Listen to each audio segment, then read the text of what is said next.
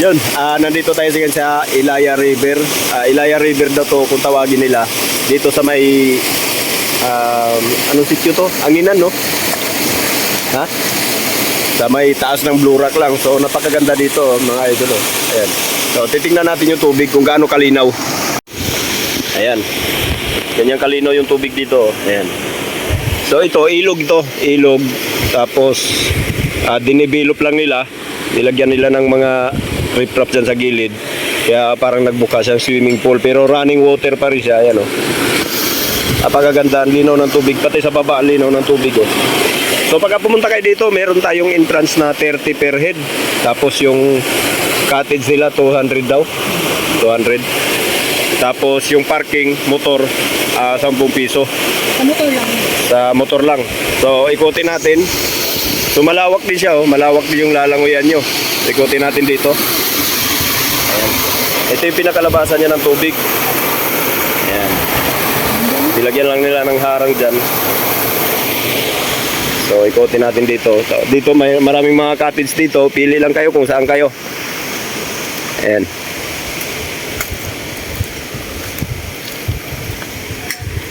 So doon banda, yung part na yun, malalim yun. Kaya pag may mga bata kayo, dito lang kayo sa gilid-gilid. Kasi doon halos pumanday na kay Kyle eh. Eh si Kyle nasa 6 foot yan. Kaya malalim. Malalim din dyan?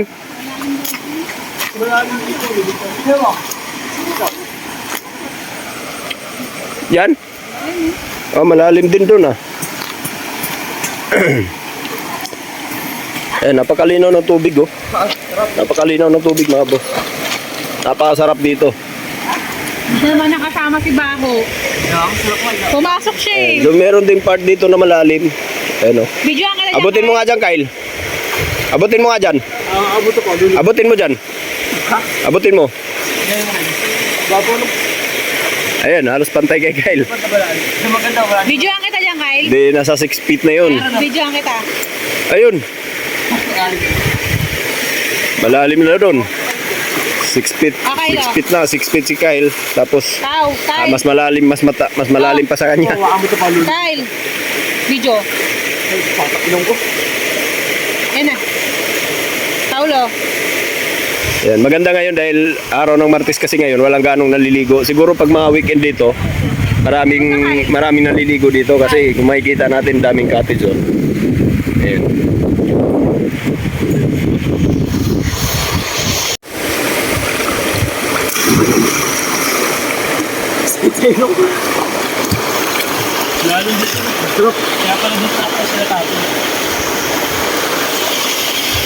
Ayan, napakasulit dito mga boss. Kaya lang, ang maging problema nyo lang dito pagpasok nyo pa lang dito, yung daan medyo nakaka-challenge yung daan kasi malubak dahil daanan ng mga truck. Pero pagdating nyo naman dito, sulit naman. Boom! Sulit naman, mapapawi nyo naman yung pagod nyo sa biyahe. At syempre kailangan yung mga motor nyo pang lumalaban sa mga maputik at malubak na daan. So, pagka scooter siguro medyo mahirapan. Mas maganda pumasok dito pagka maganda yung panahon. Pagka hindi siya maulan. So ngayon kasi medyo maulan-ulan, kaya yung dinaanan namin kanina napakaputik. Kaya medyo nahirapan kami. At siyempre dahan-dahan lang din naman sa biyahe. Dahan-dahan lang sa patakbo dahil bukod sa malubak, napakadulas. Dahil alanganin nga yung ulan, hindi naman siya umulan talaga ng malakas kaya madulas yung putik. Ayan. Okay dito, napakasarap, napakaganda. So meron pa yan dito sa taas, pero dito lang yung dinivelop nila. Siyempre, sa ganitong mga lugar o ganitong mga paliguan, di natin palalagpasin to. Siyempre, tatalunan natin yan. Kasi malalim eh.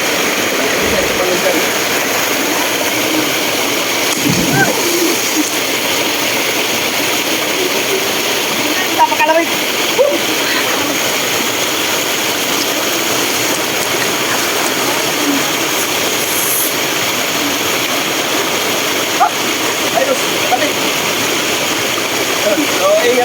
madulas yung bato. Ayan o. Kaya, ingat lang. Okay. Malamig. Ah!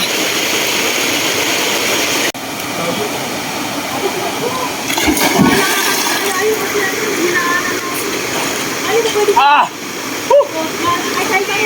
Lalim! Ah!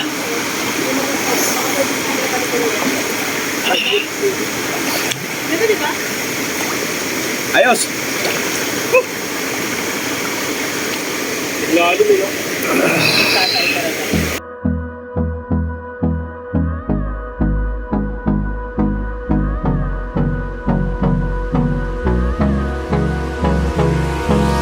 Hold me close till I get up. Time is barely on our side.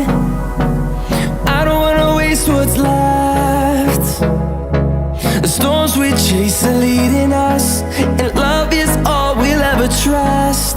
Yeah, no, I don't wanna waste what's left. And on we'll go, through the wastelands, through the highways, till my shadow